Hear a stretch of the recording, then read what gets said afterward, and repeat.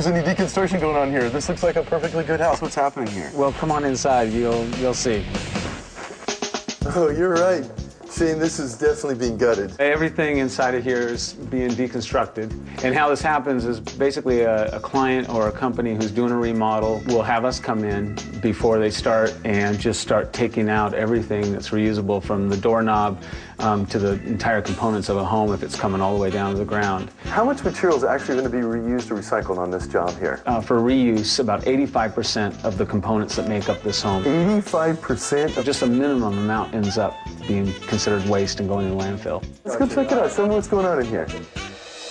All this carpet's going to come up. It can be reused. It's in good condition. And then even the carpet pad will get reused. And in here's where the shower stall was. And we're going to take that insulation. How does this work? You just kind of tear that out carefully? Pull it straight out. And then you just start from this end and you roll it back up. Put it in a clear plastic bag and it'll get reused. Well, in here, these walls are going to come out. And we'll have all the studs, the lumber in here that we'll reclaim and pull out. When's this coming out? It's coming out today. Is it? Yeah, you want to help? I'd love to. Now comes the fun part? Yeah, you get to make a hole. Oh, yeah. Am I hired? You're hired. Is some of this stuff going to go for reuse? Oh, yeah, definitely. In fact, this right here, this is the framing lumber, the 2x4s. Even this little plastic electrical box is going to be saved. Pretty much all that you see here is going to get reused except for the drywall. For the drywall. I'm at the Rebuilding Center in Portland, Oregon. I'm going to go check it out. Hey, you Karina? I am. Hi, Todd Sutton. Nice to meet you, Karina with the Rebuilding Center. The Rebuilding Center of our United Villages is the largest nonprofit reuse center in North America. So we have 65,000 square feet of used building materials in our warehouses. 65,000? Is that like a football field, or what is that? I think it's a couple of football fields. How does this place operate? 100% of what you see at the Rebuilding Center is donated. And everything in the warehouse is priced at 50 to 90% off what it would be at retail. So where does it begin? Where is the receiving area, Karina? Would you like to take a look at the bay? I'd love to. Over here? Thanks. This is one of the areas where we take donations. When somebody comes to donate, we accept it based on whether it would be used or not and the reusability of that item. So Karina, there's so much stuff coming in here. What happens with the stuff that isn't quite perfect? What do you guys do with that? So those items where you might only have one doorknob instead of both sides of the door, or maybe a shorter piece of trim, those are the inspiration for what we call refined furniture. Is that what's going on over here? Yeah, come take a look. Wow, this is fun. This is kind of homey. Part of what we want to do here is inspire people.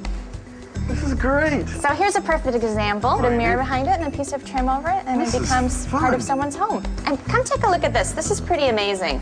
They don't make this anymore. This is old growth wood, and we make it into furniture here. This is really nice. This is the Refined Furniture Shop. Wow, this is really cool. This is where you get to play, tinker, huh? Exactly. So that's all those items that you saw previously. That's where all of these are made. Karina, this stuff is really nice. Are there any examples of where this building material stuff is being used? Yes, actually, we have an excellent example of the reused items at our United Villages. Would you like to check it out? I would love to. Are you Todd? I am. Hey, hi. I'm Todd. Hey, Todd. I'm Chad. I've been expecting you. Chad, thanks.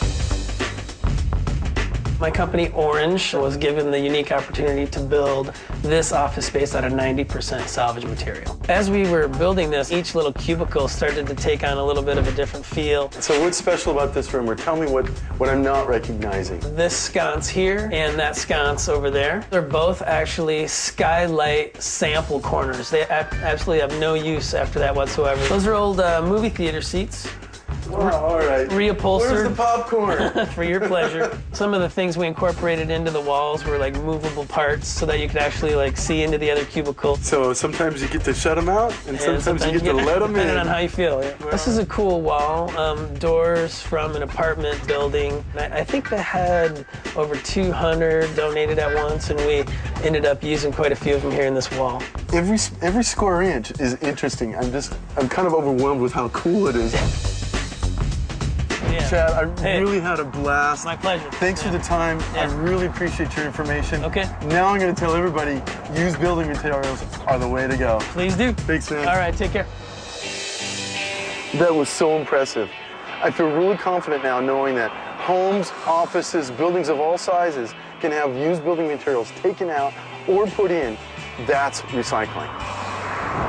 Suchin, what's the biggest thing you've ever recycled? Well, you know, I mean, there could be a lot of bottles after a shindig at my place. That's you know what I I'm saying? hear. Maybe you'll even invite me one of these days? Don't hold your breath. All right. Well, if you're a person who does like to indulge in beer and recycling, and why wouldn't you? Who doesn't? You're going to want to stick around for our next story. That's after the break. Coming up,